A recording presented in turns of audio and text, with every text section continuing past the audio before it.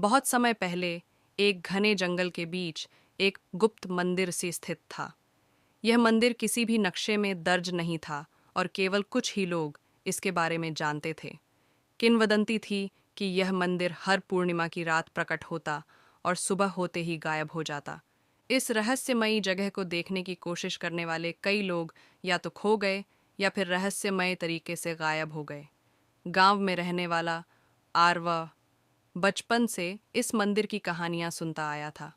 उसे यह जानने की प्रबल इच्छा थी कि मंदिर की सच्चाई क्या है। कई बार उसने जंगल में प्रवेश करने की कोशिश की, लेकिन हर बार कुछ न कुछ बाधा आ जाती।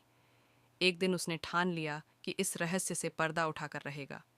पूर्णिमा की रात आरव कुछ जरूरी सामान लेकर जंगल में गया। घना अंधेरा था और चारों ओर अजीब सी निस्तब्धता थी।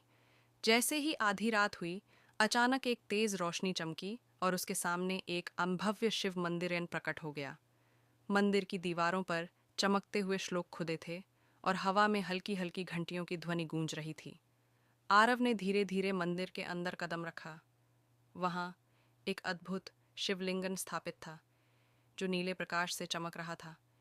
जैसे ही उसने पूजा के लिए हाथ बढ़ाया, एक रहस्यमयी आवाज आई, जो सच्चे मन से इस स्थान तक पहुंचता है उसे अनंत ज्ञान और शक्ति प्राप्त होती है। आरव मंत्रमुग्ध होकर ध्यान में बैठ गया।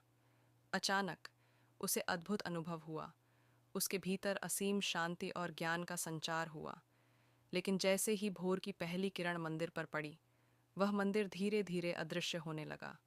आरव खुद को जंगल में अकेला खड़ा पाया। मंदिर लुप्त हो चुका था, लेकिन उसके मन में अब कोई डर नहीं था।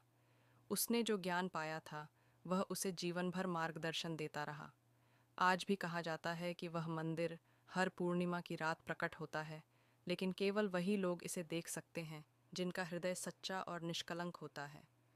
क्या आप भी इस रहस्य को जानने की हिम्मत रखते हैं?